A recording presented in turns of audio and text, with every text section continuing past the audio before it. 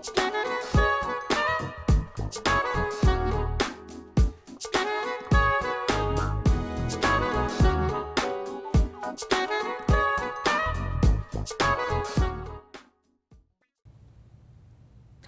and welcome to the Bronco Exchange. I'm your host, Dr. Shanessa Fenner, and today we have a very special guest, actually a very good friend of mine. Her name is Terri Thomas, and she's the Executive Director of the Vision Resource Center. Hi, Terri. How's you doing? Hey, I'm doing great, Shanessa. Thank you so much for having me. Thank you so much for coming. Now, Terri, why don't you tell the audience a little bit about yourself?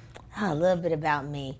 I am a native of Fayetteville. I've been in Fayetteville pretty much all my life and a graduate of E.E. Smith Senior High School. So I graduated in 1988, went to NC State, did the corporate America thing, and then maybe I guess about 9 years ago, I became the director of the Vision Resource Center, not by knowing anything about working with blind people, but through one of my Sunday school, one of my actually church people at my church. She said, I got a job for you. And I said, what is it? She said, working with blind people. I said, I didn't know anything about working with blind people, but she knew I had a love for old people. And she said, and we're old, so you can do a good job at this job. So here we are 9 years later, after that, still doing the work of working with blind and visually impaired. Okay. Now, of course, Terri, it takes a very special heart, and you and I have this conversation all the time. Talk with me a little bit about the number of blind and visually impaired individuals that we have here in Cumberland County. And just tell me a little bit about the blind population here. The blind population in Cumberland County right now stands at 676 here in Cumberland County alone. We serve about 250 of them, 20 of them which are kids. So we have a long way to go. So in terms of reaching these other individuals, but it's so difficult to reach the blind community because they can't get out. It's like they're almost like an invisible demographic because most of them don't have means for transportation. They pretty much can't read the things in the newspaper other than out of ability. So it's hard to be able to reach them.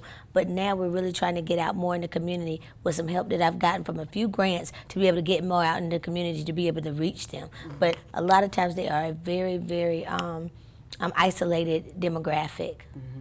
And since I've known you, Terri, I've learned a lot about blind people because, you know, we have those conversations as well. I also read the newspaper here at Fayetteville State on Saturdays to the blind. And like you said, once again, they can't read the newspaper. Right. So, of course, we go and we sit behind a microphone and we read the newspaper for 2 hours. Right. And then, of course, they're listening and tuning in. So you're absolutely right. Yes. Okay.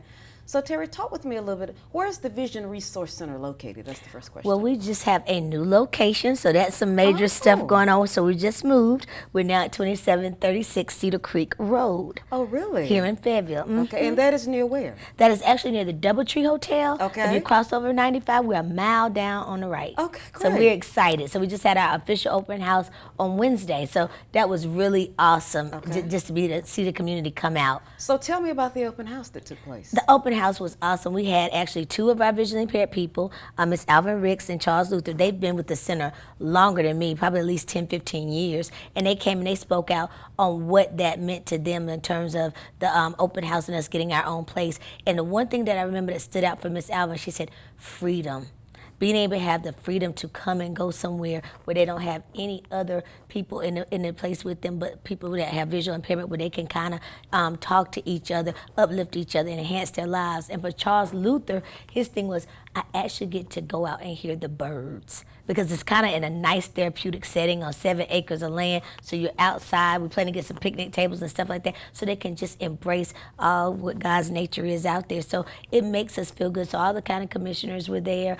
Charles Evans, Jeanette Council, the chair, and Glenn Adams, they were there to cut the ribbon. And then our 2 people, Alvin and Charles, they cut the ribbon as well. So we had some light refreshments and the community just came out and embraced. And then we had a tour of the place. So it's really an exciting time for us right now. We're 80 years strong. So this also celebrates our 80th year in business. So I stand on many backs of those Sunday school. It was a Sunday school class of people that decided that they need to have an association for the blind to create this some 1936, actually 81 years ago, and incorporated in 1939, which makes this our 80th year anniversary. So what an awesome way to celebrate that. Okay.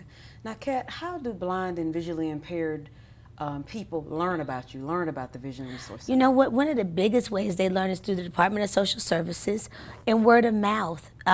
When they find out that they have a sight impairment, a lot of times we partner with Cape for Eye Associates and Better Vision, and they are very good at referring with referrals. But what we are going to try to do a better job is getting it to all these optometrists here in Fayetteville, and with people just like you that are having us on air.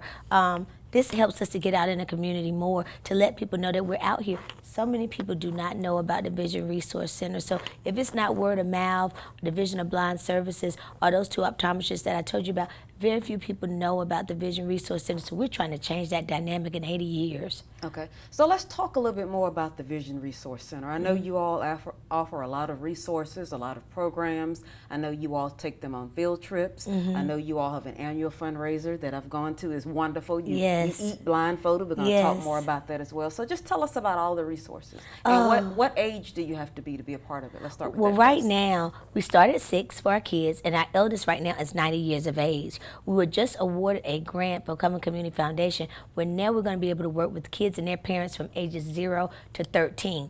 Currently, the state does not provide standalone services for kids that are 0 to 13. And there is a gap. Why is that? I don't know why. I don't know the why behind it, but I do know that their services start at 14 years of age. So that is a gap that we want to fill. So through Cumberland Community Foundation, I was able to get a program manager, because as you know, I've been rolling with this by myself for some time, me and a van driver and volunteers. So now I have a program manager that's going to actually develop that programming for the parents once they find out their child has a visual impairment. So we have support groups where they can work with other parents that know all about it, I've gone through it, or lived it. And then also to work with the kids as they're younger, so as they approach the 14 years of age, they already have a self-esteem boost out of this world. So that's the thing in terms of our kids growth. With our adults, we're going to, you know about the different field trips, the Cape Fear Regional Theater, the concerts, the plays, the shopping, all these different types of things. But our major thing is the independent living skills.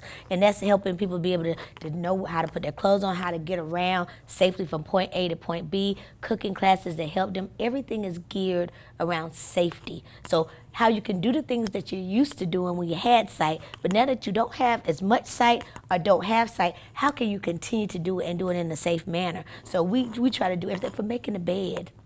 So little things that we take for granted, those are the things that we put them in training for, as well as the phone training with the iPhone versus Android. So we have iPhone, Android training, as well as do mail and bill reading and all these types of things to give them the most fruitful enhancement in their life with the visual loss that they have. Okay, I know one time we were having a conversation about them, how are you able to match your socks when you can't see what color they are? Yes. And then you say there's some kind of...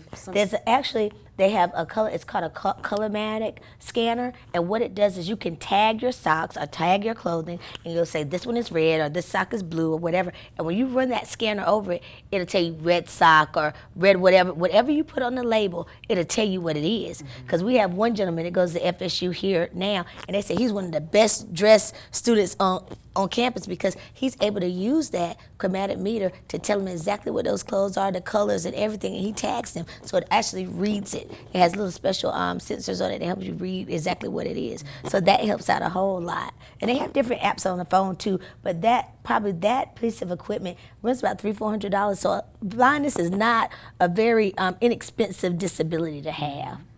I know you and I have had conversations about how blind people stay inside. They're afraid to come out at all. Now, how are you able to get them to come out and be a part of the Vision Resource Center, go on these field trips, and learn all these different independent living skills? Well, let me say this. A lot of the word of mouth is the biggest thing, but what we have found that works is when we get a referral, is going to the homes. This has made a 360-degree change in our program to go out and actually meet the families, because some of the families may be reluctant, as well as the potential family member, and go and just sit down and have a conversation just like we're having. How did you lose your sight?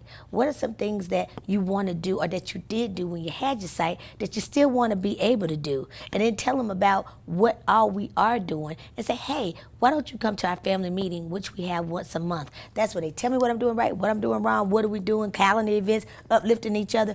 I said, just come to that on me, because we have lunch that day. I have lunch on me that day, and just come and get a feel.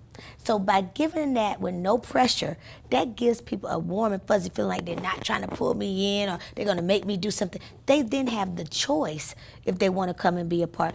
9 times out of 10, that's when the transition hits for them to come on board. Now, we do have some people that are not social butterflies. They have no interest in being around a big group of people. So some of the funding that we've been able to get, we've been able to have one of our vision rehab specialists to go into the homes, find out what their needs are. If it's cooking, I want to learn how to cook again. She'll take 2 weeks solid with them to teach them how to cook, say, blueberry muffins. And she'll sit with them for that 2 weeks until they get it. If they need additional time, being us a nonprofit, we give them that additional time. So at the end of that 2 to 3 week time period or however long it takes, they're going to be able to cook that blueberry muffin. So that empowers them. And by providing that resource, sometimes that brings them back to wanting to come to the center as a whole to see what other services we provide. So it's not really the easiest thing because losing sight, which is a misconception. People think people are born blind, and that's not really how it happens. A lot of times these people have had sight until their 40s, 50s, and 60s years of age, some as low as 18, 20, and 30.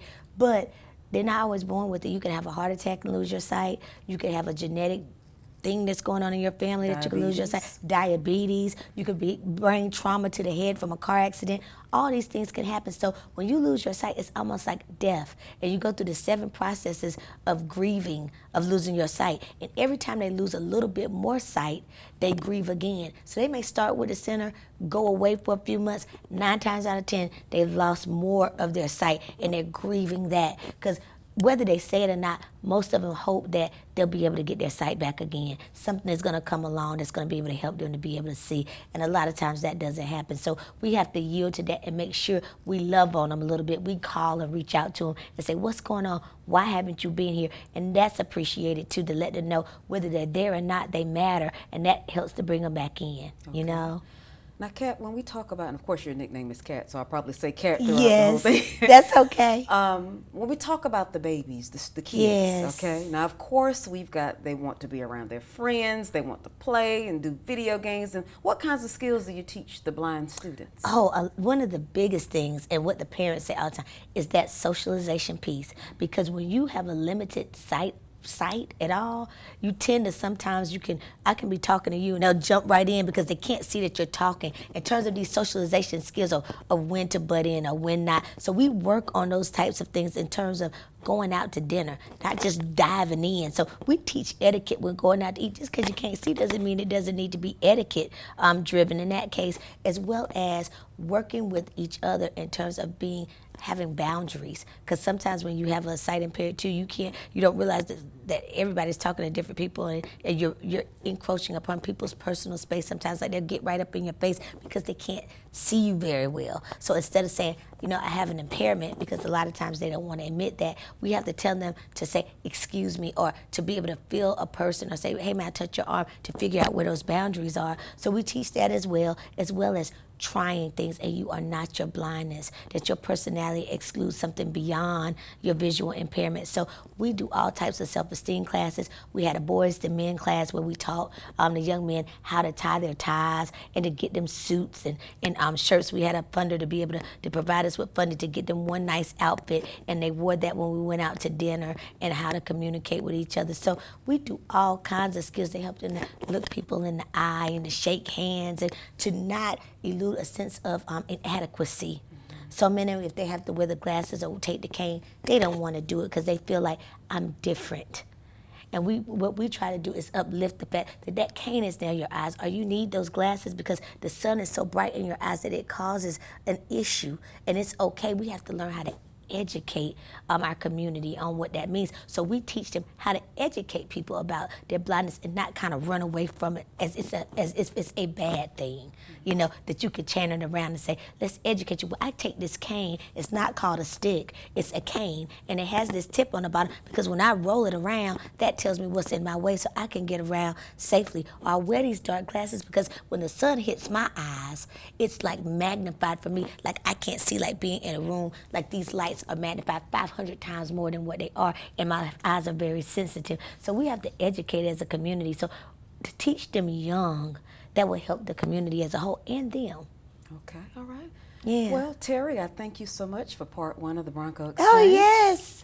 And thank you, viewing audience, for viewing the Bronco Exchange. I'm your host, Dr. Shanessa Fenner. Have a good one. Hypnotized, familiar stranger, wait, hold up.